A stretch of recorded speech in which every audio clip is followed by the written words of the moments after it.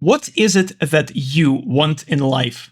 For some, it would be The one and only 24 karat gold Labubu. As for me, I just wanted War Thunder to have a good wiki. I mean, wikis are so great. You want to learn about Skibidi Toilet? Bam, Wikipedia is right there to help you out. Or maybe you wanted to learn how to interact with people. Well, bam, WikiHow has you covered. And look, War Thunder is a pretty complicated game. It's very hard to get into it without outside help, especially the air modes. So how come War Thunder doesn't have a wiki?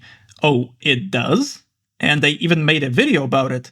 Huh. So then, why am I talking about it again? You see, a few days after I posted that video, Gaijin came out with a brand new and improved War Thunder wiki. And to be honest, I was kind of excited.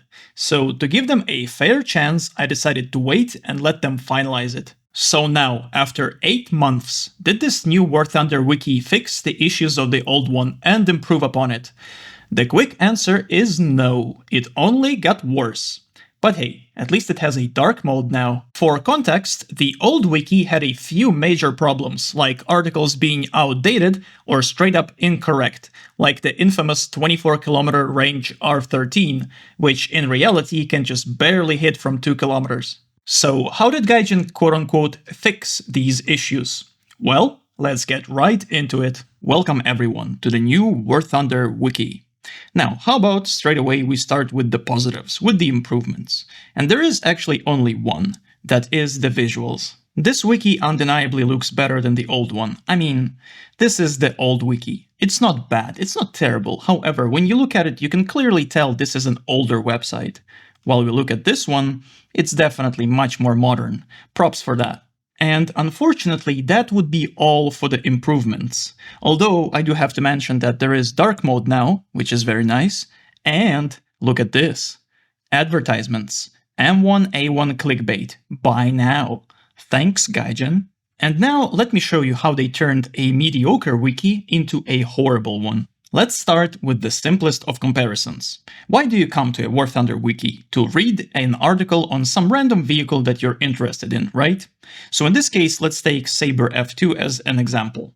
I want to start with the old wiki so you have context of how things changed or quote-unquote improved. So here's how an article would look like on the old wiki. First off, description. This is a very brief introduction, a little bit of history, a little bit of introduction to the in-game vehicle. Not much here, but it's helpful. This introduction is then immediately followed by general information about the vehicle. Now, a part of it is useless because all this information is taken straight from the game, straight from the stat card. And if you know stat cards in War Thunder, they lie. And so do these tables. However, I want you to keep in mind that not all of this is useless. If you scroll down, there is actually information that cannot be found in-game and can be quite useful. In this case, it's the limits of your plane or speeds at which different things will rip off, velocities that dictate how well your control surfaces perform at different speeds, and then there is engine performance table, and this is arguably the most important piece of information since it's not in the game. It shows you the mass of your plane, wing loading, and thrust to weight in different conditions, with different fuels I should say. This is neat. It's not necessarily useful, but it is neat to have this information available on this website. Then this table is followed by a bunch of generic information that you can see in the game, and here's another important part, usage in battle section. This section is both important and problematic at the same time. If you watched my previous video, there I said that since these sections are written by different people, usually multiple people of different skill levels, they aren't necessarily accurate as to how the plane actually performs in-game. However, in this case, the information is good. So this is actually, in my opinion, very important for a new player. You open this article, you read this section, and you have at least the most basic idea of how you should use this vehicle in-game. And then this section is followed by pros and cons, which are also written by players. So in a nutshell, the articles on this old wiki had two problems. Problem number one, basic information was taken from a stat card, and stat cards aren't accurate, although there was also pretty good information here in these tables. Problem number two, the usage in battles and pros and cons were written by players, and not necessarily good players. So all Gaijin had to do to fix this wiki is remove the stat card information, put in relevant information, and make sure that people who write these articles are actually good players. That's it. Now you are aware of the problems of the old wiki. Now let's see how Gaijin decided to fix these issues. So let's look at this new article and see how it compares to the old one. It opens with the same general information, same intro, probably copy-pasted from the old article. And sure, that's fine. We have camouflages. And here is the same stat card information. Now, for some unknown reason, they decided to keep the stat card information, but they got rid of the engine performance table, which actually had unique and relevant information. Was it a problem that people could see the thrust to weight of this saber? I guess it was. Alright then, let's keep going. So we have information about the guns, this is the same. Information about the ground ordnance, this is the same. Economy info, cool. And wait, where is all the usage in battle information and pros and cons? Where is it? So that just doesn't exist anymore, and in its place, we now have rating by players. Now listen, I get that these human written articles could have been incorrect, but what kind of information am I supposed to gather from this? Like, okay, I can see that the people have voted, and this plane apparently has okay survivability, like, 7 out of 10. Very poor ground attack rating, like a 3 or 4 out of 10. That's bad. Flight performance, 8 out of 10. What does that mean? What does light green flight performance mean? That it flies very well, very cool, and then aerial combat. Is that any different from flight performance? Is this like guns? So guns are what, 9 out of 10? What does all this mean? Like, this is actually like negative information. This is like incomprehensible. And then of course, like the final thing is balance. So people vote on how balanced the plane is. So Saber is fairly balanced. Why is this even here? Okay, so where is my information on the usage of this vehicle in-game? Where is it? You could say, oh, maybe it's in this section, tips and tricks.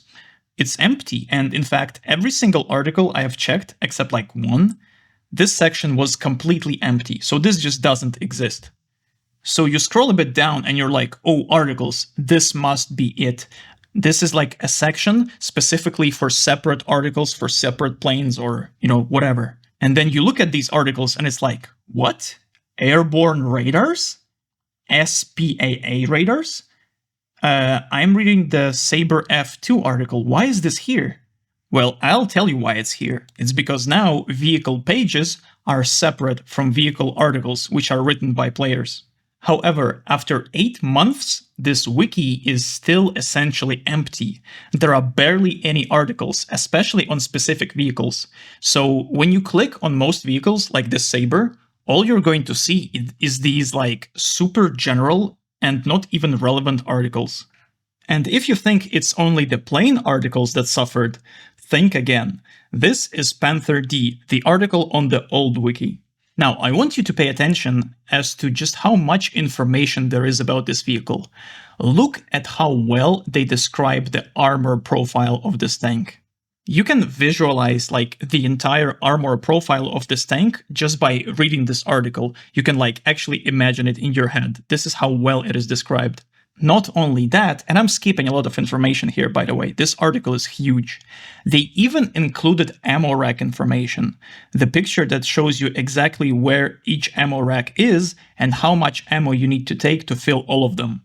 I mean, this is just pure love. And finally, look at the pros and cons section. Look how huge it is. This article is insanely detailed. Now let's check out the Panther in the new wiki. Okay, introduction is there, sure. Oh, and where's all the other information? Oh, it's not here, is it? So they gutted all that cool info for what? For this? For rating? What can I even gather from this? Unless I already know what this vehicle does, there is no information to be gained by seeing these ratings. Like, for example, why is survivability, 4? Why is armor protection 6, mobility 5? Like, isn't the Panther pretty well armored in the front at least? And isn't it actually a pretty fast tank for how big it is? Who knows? Who knows what I'm supposed to gather from this voting? Now, of course, tips and tricks are empty, no tips for you, and then you would think, well, surely the Panther is such a well-known vehicle, surely there would be an article about it, and it's like, oh, there's one! So excellent, we have a separate article here about the Panther specifically. Let's see what this player tells us about how to use this vehicle, what are its strong sides, the weak sides, how to best utilize it. Then you start scrolling this article and you quickly realize that, oh, diversity of variants, Jagd Panther, Berge Panther? Oh, this is not actually about the in-game Panther. This is just a useless historical article. Oh. Okay, so the vehicle pages are now terrible. What else is there? Let's say I want to learn more about some particular gun I'm using, for example the German MG151. Now on the old wiki I would just go to the armaments section, go to aircraft cannons, and I will be presented with a list of every single aircraft cannon in the game. I would open German aircraft cannons, and each of those, by the way, are clickable. Each one of those is a separate article. And I would click on MG151, read about it. There is all kinds of information about it here, and even usage in battles and pros and cons. This is actually fairly well written. What about the new wiki? Okay, there is a weaponry section, that's promising. A guns section, excellent.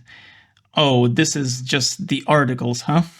Okay, so when it comes to guns, there are 11 articles here, huh? Alright, so there's a tank cannon, there is another tank cannon, a ship, another tank cannon. Oh, look, MG151, just what we need. And this is the only article about aircraft cannons here. Yep, that's it. Alright, well, at least there's this one. If we click on it, we see that even though the formatting is different, this is actually the old article, ripped off straight from the old wiki and put into this one. Yeah, kind of disappointing. Alright, so I guess we will not be learning about cannons today. What about missiles, right? Missiles are so relevant these days. So on the old wiki, I would once again go to armaments and click on air-to-air missiles. And it would take me to this huge and extensive article that details how every single missile works in this game, how to use every single missile in this game, and it also lists all the missiles that are relevant to the section that we're reading right now. And this isn't just a list. Every single one of those is a clickable separate article, like this R13M1, which I made fun of in my last video because it said that it had 24 kilometers of range right here, I think. It has been fixed since. Basically, everything you would ever want to know about missiles is right here in this huge article. Alright, let's check out the superior new wiki. Let's click on missiles. Oh, it's articles again, and there is only 17 articles about missiles. This is not looking too promising. So we have a historical article about Phoenix, not interested. An article about Fireflash, very interesting. Nord, okay, great. Not relevant, not relevant, not relevant, not relevant. These random Gaijin videos, these are not helpful at all. Gaijin videos, and at the very end of it, there is an article about infrared missiles in War Thunder. So this is like the only helpful article out here. And you know, again, the best part about it, this is just a section of this article ripped straight out of this old wiki, but only about IR missiles. And that's it. So what do we end up with? They separated vehicle pages from vehicle articles, but now both the pages and the articles suck. Pages have no relevant information in them at all, and there is a huge shortage of articles. Nobody is writing them. I don't know why. And you know, you would think they got rid of the old stuff on the old wiki to replace it with new, higher quality articles. But let's look at something like this. I think it was right here. Yep. So keep in mind, this is an approved article, right? Let's try to read it. So in this guide about 7.5 centimeter KVK, okay, the gun was a pre-war development of a compromise, what? Of firepower to size, duo to its size, what? And then this entire sentence, due to its size and weight, as well as ammo development, put it in a role of multi-purpose on a great amount of different vehicles? What? Put it in a role of multi-purpose what? So Gaijin, let me get this straight. You nuked all the old articles to have this, to approve this. This is the first paragraph, and it's already like written not by a human, but by some drunk, hallucinating AI. So let's think about this. The old wiki had these huge vehicle pages which were full of information. Now, this information wasn't always accurate, depending on which player was writing them, whether this player was good or bad. Still, for the most part, it was at least okay. The new wiki has vehicle pages that have nothing in them, nothing at all except these ratings by players, and they do nothing. The old wiki had these little separate articles on just about anything you can think of. The new wiki, any section you go to, there's nothing here. There's nothing. So all this really asks one question. What was the point of this wiki rework? Because now, the way I see it, this website is just entirely useless to everyone. Let's say a new player enters this website expecting to learn something that they don't know yet. There is nothing to learn here. All the information has been nuked. There is nothing here. Let's say an experienced player visits this website because they want to learn these like little tips and tricks and secrets of the vehicles. Well, they wouldn't find anything here either, because the articles don't go into any kind of detail about the vehicles or the mechanics. So, Gaijin spent time and money developing this new wiki. Why? The end result of all this effort is an inferior version of the old wiki, although with a new, fresh coat of paint. Well, I guess in the end it was all made just so they could promote their premiums right there with a big red button that says buy now. And don't forget, Gaijin is a multi-million-dollar company. Not only can they not fix and balance their own game, which is their main product, they can't even handle the simple wiki. Now, for comparison's sake, let's look at something like StatShark. StatShark is a War Thunder website that was made simply by a group of War Thunder players. And this website includes player stat distributions that show you average performance of the player base. It includes global player statistics that highlights the number of players and their stats across every BR. It has missile calculator that simulates missile launches as they are in-game. It also has a flight model calculator that shows you exactly how any given plane performs, and it has a sensor viewer that tells you everything there is to know about any plane's RWR. All this, just volunteer work for free. And keep in mind, you won't find any of this in-game, except the player leaderboards. So how come an unpaid group of regular players can accomplish all this for free, while Gaijin, with all their money and all their influence, is incapable of even doing the bare minimum? You tell me, because I have no idea. Now, you could say that mentioning StatShark is unfair. After all, it's so well made with so much effort put into it. But even if you look at simple spreadsheets that were made by other regular players, like this one, for example, made by Dogeness, what this is a spreadsheet that simply lists the top speeds of every single plane in the game at sea level, and usually with notes that say how this top speed was achieved. And see, this spreadsheet is already infinitely more valuable than this new War Thunder wiki, simply because it has information that you cannot find in the game. If you want to know how fast any given plane goes at sea level, you would have to do your own tests in-game, because stat cards, they will not give you this information. Stat cards are either inaccurate or they give you some wild numbers, like maximum speed at 8 kilometers. Who cares about that? So in the end, this new wiki is a total failure. And this is so puzzling too. Like, can you, the viewer, answer me why this was made? Why this clearly inferior version was made in the first place? Why would they spend money and effort and time on this? But hey, at least it looks nice. And I guess, in the end, that's all that matters. Alright, time for a monthly recap. So, in case you're not aware, War Thunder has recently received another major update. And this update has probably been the worst summer update we have ever gotten for this game. Alright, so just try to imagine this. So, for the first 3 days of the update, and this is a major update, the missiles don't work. Aircraft missiles do no damage, and like the entire top tier, the entire higher BRs of the game are just barely playable, because the main armament of every single jet, the missiles, they do not work.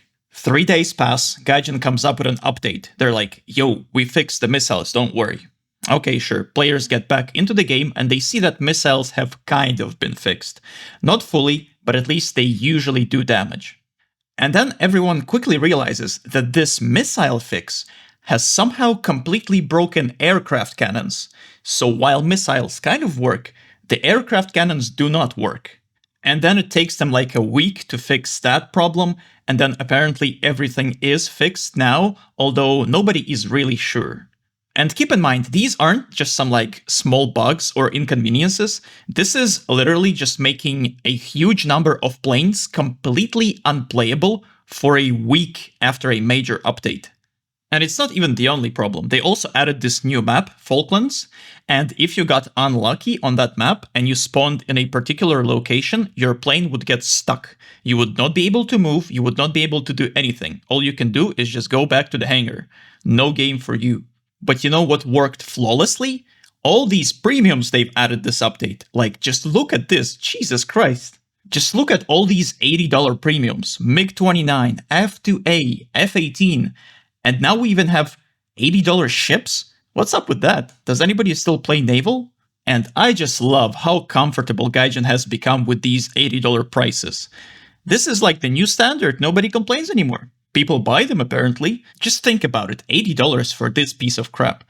I think the Steam sale is still live. For this money, you can probably at least buy like 5 really good games, if not more. What's interesting is that these $80 premiums are actually nothing special. I want to show you something else that's hidden at the very bottom here. This $70 premium, NF5A. Now, you might look at it and say, oh, this looks familiar. This is like the American F5C, right? And this is exactly like the American F5C, which is also a premium. And keep in mind, these planes are the same battle rating. F5C is 10.7, NF5 is also 10.7. But you know what's funny? This new NF5 is literally just straight up much better than F5C. So here are the big differences.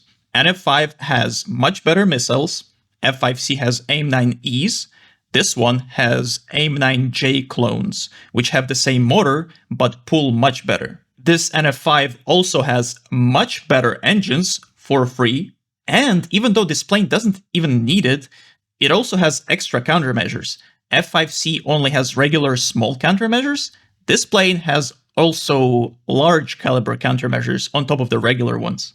Like, this is getting ridiculous at this point. We have premiums power creeping other premiums. What is going on in this game? Alright, I think this is enough yapping. Although, if you like my yapping, maybe support me on Patreon, or check out my Discord server. I know my upload schedule hasn't been great lately, but, you know, we'll figure something out. I'm not gonna leave you guys without content, that's for sure. Either way, I thank you for watching, and I shall see you in the next video.